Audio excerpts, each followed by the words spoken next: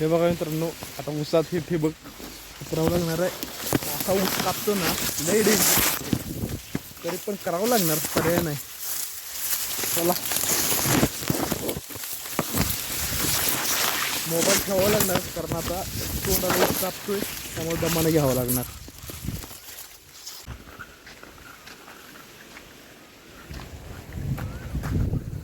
होय, असं करण्यापेक्षा ही खाली घेऊ. हो, असं करण्यापेक्षा हे खाली घेऊ, मग मी पिऊन ओढतो. आता कुठे घ्या असं सरळ खाली इकडं कुठंतरी तिरकट टाकावं, झाडाला अडकणार नाही. असं मासे घ्यायला ती काढ घेतलं हे अडकल की नाही निघत, कसं निघणार बरी. काढ म्हणलं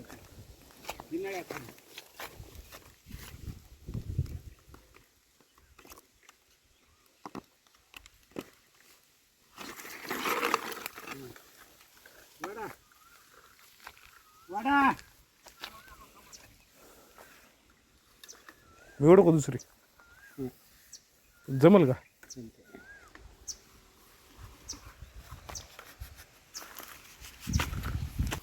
आपली बारी.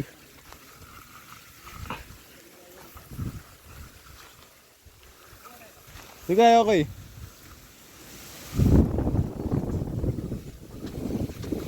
चला, आपली बारी.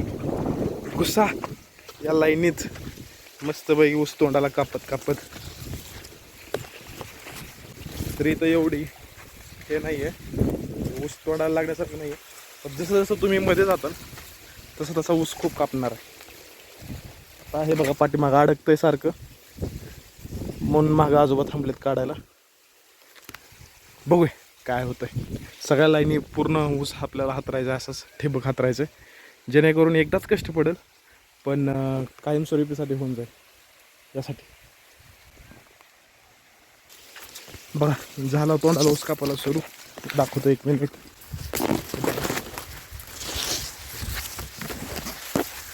आता बघा जसं मध्ये जाईल तसं जास्त होणार, त्याच्यामुळे मोबाईल ठेवावा लागणार, नाही तर तोंडाला खूप जास्त कापणार आहे. अडकलं काय? आता बघा असं अडकल्यावर हाक मारावं लागते, जेणेकरून मागचा आडा काढतील. आणि चलो, हे बघा कसं आहे, दिसतंय का पुढचं काय? हाच खरा विषय.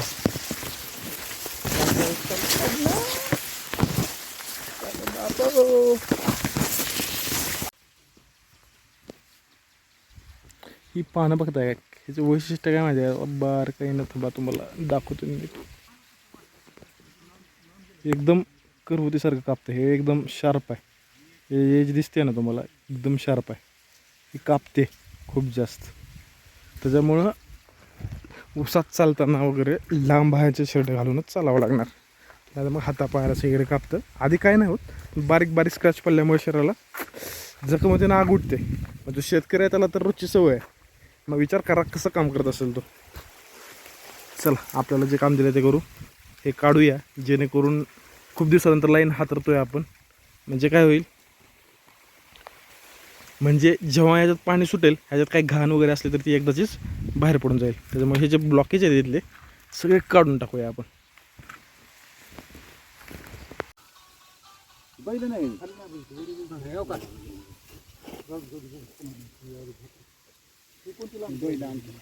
चालतं.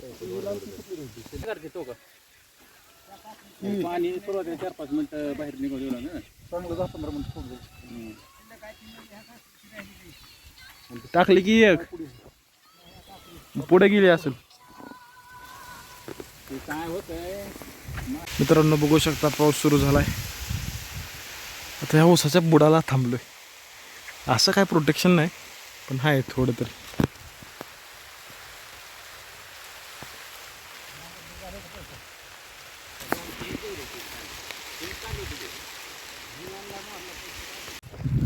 आता कोट्याकडे चाललोय. पाऊस पडतोय बघू शकता, भरपूरच आहे, पण सांगता येत नाही. सडाका मोठा झाला तर अवघड. That's why we are going to our. ते बघा दिसतंय समोर, तिथे जवळ गेल्यावर दाखवतो तुम्हाला. आपली धुम्मचाले शाईन 125 आणि झिरझिर पावसात सॅमसंगचा फोन वापरताना त्याची खूप जास्त भिजण्याची शक्यता आणि बंद पडण्याची पण तेवढीच. दॅट्स वाय आता डायरेक्ट कोट्यात गेल्यावरच तुम्हाला दाखवतो नजारा कसा आहे. त्यातल्या त्यात आज स्लीपर घातली त्यामुळे चिखल कडावत बसावं लागायला. आता चालता येत नाही. चल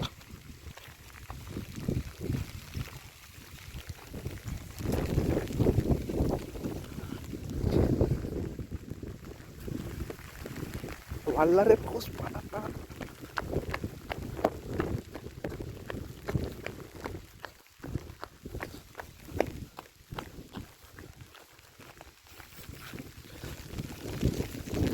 आपली बैल कुठं आहेत हे बघा. सुरती 2 बैल पण कामाला निब्बर. पाऊस वाढलाय. यांची भेट नंतर करून देतो.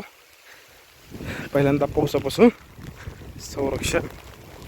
ढगाराच आहे, थोडा वेळच पडणार आहे पण जोरात चालू आहे.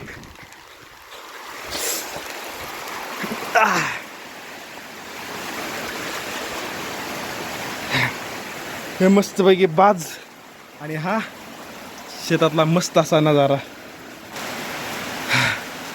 आणि हा शेतातला मस्त असा नजारा कसं आहे.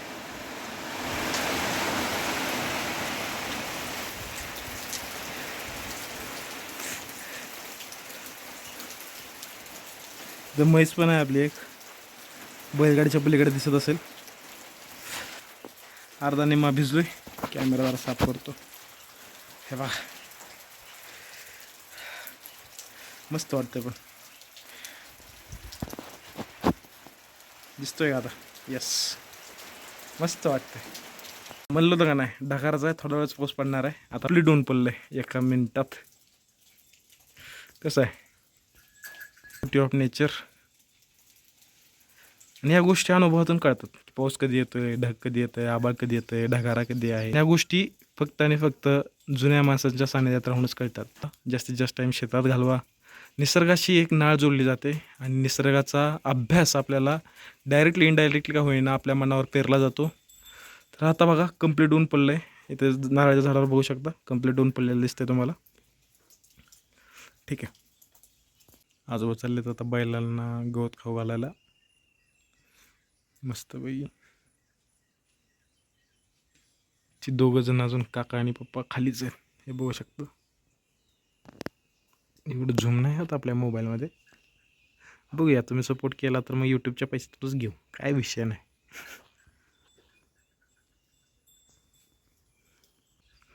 बाय द वे तुला मला एकदा कोटा दाखवतो. इथं आपली जनावरं बांधलेली असतात सगळी. आणि दुसरा पॉईंट हे चिंचचं झाड आहे ज्याच्याखाली आपण जेवा बिवायला बसतो. आणि हा आपला मोठा शेड. याच्यामुळे इथे मस्तपैकी असं कडी केली आणि सगळं सामान मध्ये असतं. हे बघू शकता पोते बिते सगळे. इकडे कांदा आहे.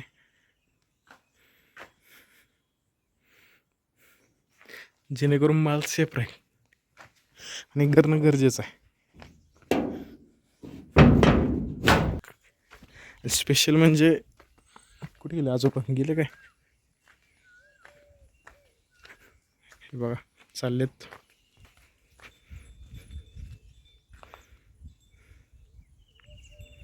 तसं बांधानं मस्तपैकी खाऊ घालायचं गवत. हिरवगार दिसलं की मस्त जेवतात. स्पेशल म्हणजे आजोबा एकटे शेतात राहतात रोज रात्री. आणि इथल्या सामानाची काळजी घेणं असेल, जनावरांची काळजी घेणं असेल, सगळं काही एकटे बघतात. हेच स्पिरिट असतं जुन्या माणसाचं अजूनही. आणि आपण आत्ताच यंग एजमध्ये आपण भरपूर फिजिकल गोष्टींशी किंवा मेंटल गोष्टीशी आपल्याला फेस करावं लागतात आणि आपण त्याच्या अडचणी येतोय.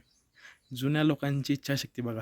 त्याच जागेवर बसलोय आणि आता कंप्लीट बघा असं जोरात पाऊस चालू आहे. आता आबाळ आलं होतं पण मगाचा ढगार एक झाल्यानंतर अजून खूप स्ट्रॉंगली आबाळ आलं आणि एवढ्या जोरात पाऊस चालू आहे म्हणताय खूप जास्त. पुढे बघा. आणि बरं झालं आम्ही आधीच पेरणी करून घेतली. मस्तपैकी आता पाणी भेटणार आणि मस्त आता रोपं उगवणार. आपली नारळाला मी नारळ लागलेत. फक्त एकदा पूर्ण फुगली की मग काढायला मोकळे एकदाचेच. आता 101% तिथं झाडामध्ये बसले असणार आहेत पाणी काका. दोघं भिजले असणार आहेत. आजोबा पण इकडं बैल आणि म्हशी घेऊन गेलेत, ते पण भिजले असणार आहेत. किंवा झाडाखाली थांबल्यावर किती वेळ थांबणार आहेत? पाऊस तर खूप जोराचा चालू आहे. एकतर भिजत वापस यावं लागणार आहे त्यांना, किंवा मग झाडाखाली कुठं जर थांबले तर थांबले. बघा पाऊस अजून डबल वाढलाय. पाणी बघा किती फास्टली पुढे जात आहे. ह्याच्यावरून अंदाज लावू शकता. मे बी कॅमेऱ्यात दिसत नसेल, पण खूप जोरात चालू आहे. आवाज पण आहे का पत्र्यावर पडणारा?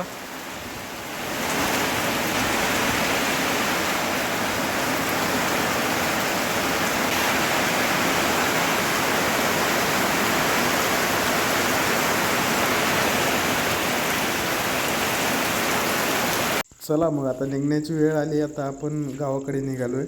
पाऊस सगळं चिखल झालाय. चला मग, व्हिडिओ आवडला तर नक्की लाईक करा, शेअर करा, सबस्क्राईब करा. धन्यवाद. मिलते हैं अगले वीडियो में.